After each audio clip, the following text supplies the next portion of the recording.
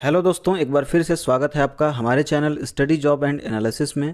और आज के इस वीडियो में हम लोग वेल्डर इंटरव्यू के क्वेश्चन एंड आंसर का पार्ट 2 वीडियो देखने जा रहे हैं। अगर आपने वेल्डर इंटरव्यू का फर्स्ट वीडियो नहीं देखा है तो लिंक डिस्क्रिप्शन में है, आप देख सकते हैं। तो चलते हैं आज के वीडियो टॉपिक पर, जिसमें हमारा सबसे पहला क्वेश्चन है कि वेल्डिंग करते समय पीपीई क्यों ज़रूरी है। तो इसका उत्तर होगा, वेल्डिंग करते समय पीपीई यानी पर्सनल प्रोटेक्टिव इक्विपमेंट्स ज़रूरी होता है, क्योंकि यह वेल्डर के विभिन्न खतरों से बचाने में मदद करता है। वेल्डिंग के दौरान कई तरह के जोखिम होते हैं, जैसे कि तेज़ रोशनी, गर्मी, चिंगारियाँ, धुआं, गैसेज और इलेक्ट्रिक शॉक, जो गंभीर चोट आपको पहुंचा सकते हैं। पीपी की जो रिक्वायरमेंट है, उसके जो मेन रीज़न है वो है आंखों की सेफ्टी के लिए। वेल्डिंग के दौरान निकलने वाले धुएं और गैसेज जैसे carbon dioxide, ozone, nitrogen oxide, जो कि फेफड़ों को नुकसान पहुंचा सकते हैं। स्किन की सेफ्टी के लिए, हैंड्स और फिंगर्स की सेफ्टी के लिए, और साथ में पैरों की सेफ्टी के लिए, जैसे कि गर्मी, चिंगारियाँ और भारी धातु, भारी मेटल्स जो हैं वो पैर पर गिर सकते हैं। तो पीपीज़ में इसके leather safety boots with steel toe पहनने चाहिए। और साथ में शरीर और कपड़ों के सेफ्टी के लिए इसके लिए पीपीज़ आते हैं, कॉटन या लेदर से बने फ्लेम रेजिस्टेंस कपड़े पहनने चाहिए। इसके साथ में जो और खतरे हो सकते हैं, जैसे इलेक्ट्रिक शॉक, इसमें जो आपको पीपीज़ दिए जाते हैं वो इंसुलेटेड ग्लव्स और सूखे जूते पहनकर ग्राउंडिंग चेक करके आप इंश्योर करें कि वहाँ वेल्डिंग कर रहे हैं। यानी कि इस तरह से जितने भी पीपीज़ हैं, इनका उपयोग करने से वेल्डिंग के दौरान होने वाले संभावित चोटों और खतरों से बचा जा सकता है।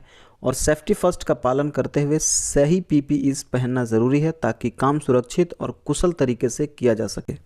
नेक्स्ट क्वेश्चन पूछ सकता है कि क्या आप वेल्डिंग मशीन को सेट कर सकते हैं। तो आपको न सिर्फ हाँ कहना चाहिए, बल्कि मशीन सेट करने की प्रक्रिया भी स्पष्ट रूप से समझानी चाहिए। इसका संभावित उत्तर ये हो सकता है कि हाँ, मैं वेल्डिंग मशीन को सेट कर सकता हूँ। मैं पहले यह सुनिश्चित करता हूँ कि वेल्डिंग की ज़रूरत के हिसाब से मशीन की सेटिंग सही हो। सेटअप की प्रक्रिया कुछ इस प्रकार से करेंगे, जैसे मटेरियल और वेल्डिंग टाइप की पहचान पहले करेंगे।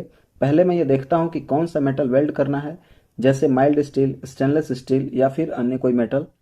और साथ में यह तय करता हूँ कि हमें कौन सी वेल्डिंग प्रोसेस से वेल्डिंग करना है, जैसे मिग, टिग या स्टिक, जो भी उपयुक्त होगा उसके द्वारा हम इस वेल्डिंग प्रक्रिया को करेंगे। उसके बाद मशीन की जांच और सेफ्टी का चेकअप करता हूँ, जैसे मशीन को सही ढंग से ग्राउंडिंग करता हूँ, सुनिश्चित करता हूँ कि पावर सप्लाई सही तरीके से कनेक्टेड है। पीपीज जैसे ग्लव्स, मास्क और जैकेट पहनकर सुरक्षा सुनिश्चित करता हूँ। करंट और वोल्टेज सेट करता हूँ, जैसे वर्कपीस की मोटाई और वेल्डिंग टाइप के अनुसार एम्पियर और वोल्टेज को सेट करता हूँ। एग्जाम्पल के लिए, मिग वेल्डिंग है तो वोल्टेज और वायर फीड स्पीड को मेटल की मोटाई के हिसाब से एडजस्ट करता हूँ। टिग वेल्डिंग है तो इलेक्ट्रोड और गैस फ्लो सेट करता हूँ। स्टिक वेल्डिंग है तो सही इलेक्ट्रोड का चयन और एम्पियर सेट करता हूँ।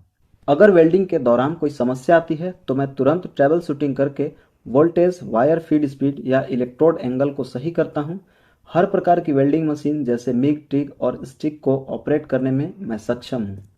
इस तरह से उत्तर देकर इंटरव्यूअर को यह समझ आएगा कि आप वाकई में वेल्डिंग मशीन सेट करना जानते हैं और आपकी टेक्निकल स्किल्स अच्छी हैं। नेक्स्ट क्वेश्चन आपसे ये पूछ सकता है कि आपने वेल्डिंग में कौन कौन से प्रमाण पत्र यानी कि सर्टिफिकेट्स लिए हैं। तो आपको अपने प्रमाण पत्रों को स्पष्ट रूप से बताना चाहिए, जैसे मैंने वेल्डिंग के विभिन्न सर्टिफिकेट प्राप्त किए हैं जो मेरे टेक्निकल कैपेसिटी और सेफ्टी नॉलेज को प्रमाणित करते हैं। मेरे पास कुछ प्रमाण पत्र हैं, जैसे AWS यानी American welding society certification, AWS, या अगर आप इंडिया से हैं तो IBR।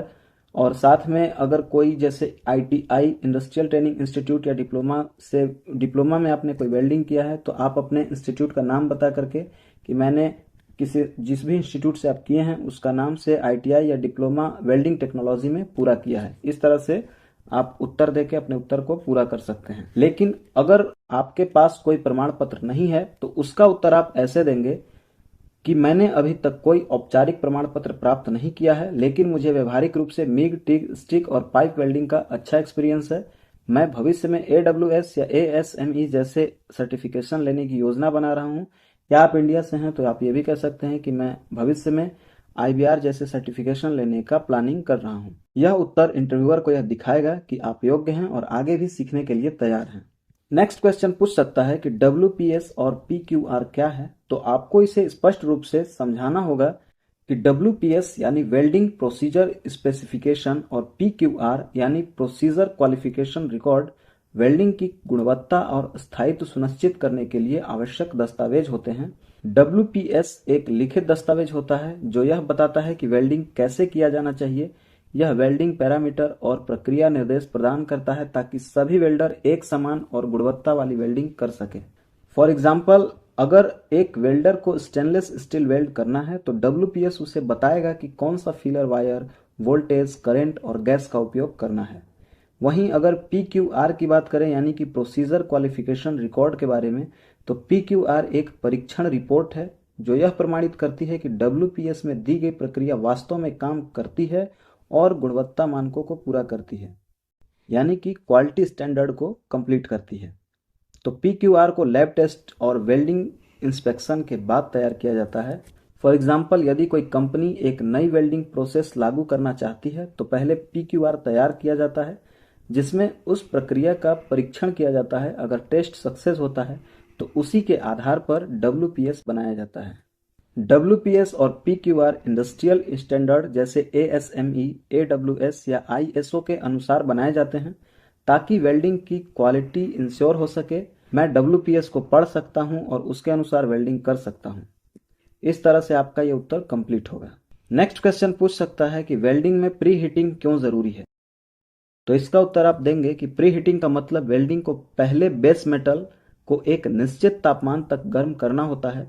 इसका मेन पर्पस वेल्डिंग की क्वालिटी में सुधार करना और वेल्डिंग के दौरान जो भी प्रॉब्लम्स आते हैं उसको रोकने के लिए प्री हीटिंग किया जाता है।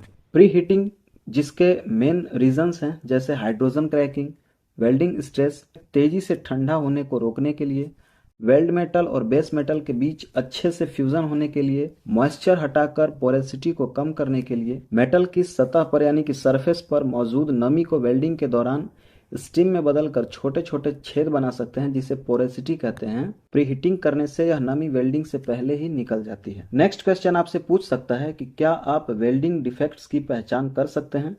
तो इसका उत्तर आपको देना है कि हाँ, मैं वेल्डिंग डिफेक्ट्स की पहचान कर सकता हूँ। मैं वेल्ड के क्वालिटी को जांचने के लिए विजुअल इंस्पेक्शन और नॉन डिस्ट्रक्टिव टेस्ट यानी कि NDT का उपयोग करता हूं। अगर कोई डिफेक्ट पाया जाता है तो मैं उसकी सही वजह समझकर उसे ठीक करने के लिए आवश्यक कदम उठाता हूं।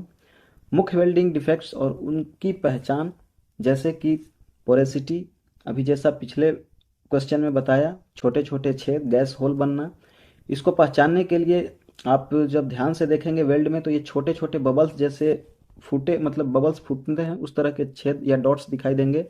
एक्सरे टेस्ट या डाई पेनिट्रेंट टेस्ट जिसे DPT भी कहते हैं, उससे भी पहचान किया जा सकता है। इसका कारण ये होता है कि वेल्डिंग के दौरान मेटल में गैस जैसे हाइड्रोजन, नाइट्रोजन, ऑक्सीजन फंस जाते हैं।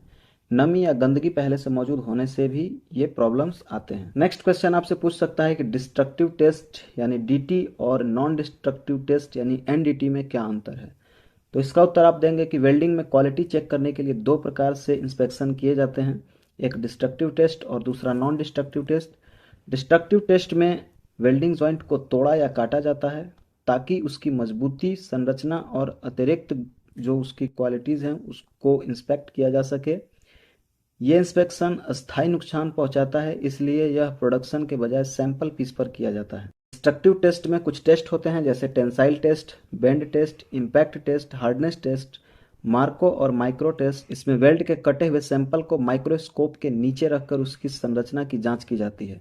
और नॉन डिस्ट्रक्टिव टेस्ट में इस टेस्ट में वेल्ड की जांच बिना उसे नुकसान पहुंचाए किया जाता है।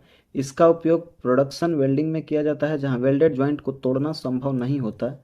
इसके भी कुछ टाइप्स हैं जैसे visual inspection, dye penetrating test, magnetic particle test और अल्ट्रासोनिक टेस्ट। रेडियोग्राफी टेस्ट भी इसी के अंतर्गत आता है। शॉर्ट में अगर इसका आंसर दें तो DT यानी कि डिस्ट्रक्टिव टेस्ट जब वेल्डिंग की ताकत और मेटल की स्ट्रक्चर को पूरी तरह से परखना होता है और इसमें मेटल डिस्ट्रक्ट होता है यानी कि खराब हो जाता है चेक करने में। और नॉन डिस्ट्रक्टिव टेस्ट यानी कि मेटल को जब बिना नुकसान पहुंचाए डिफेक्ट्स खोजने हों जैसे पाइपलाइन, बॉयलर, प्रेशर वेसल्स और स्ट्रक्चरल वेल्डिंग इस तरह में, तो वहाँ NDT यानी कि नॉन डिस्ट्रक्टिव टेस्ट किया जाता है। तो उम्मीद है दोस्तों वेल्डिंग इंटरव्यू का ये क्वेश्चन एंड आंसर वाला वीडियो आपके लिए यूज़फुल रहा होगा। ऐसे ही और वीडियोस की अपडेट पाते रहने के लिए आप हमारे चैनल को सब्सक्राइब ज़रूर करें और ये वीडियो कैसा लगा कमेंट में ज़रूर बताएं। मिलते हैं ऐसे यूज़फुल वीडियो के साथ नेक्स्ट वीडियो में। Thank you.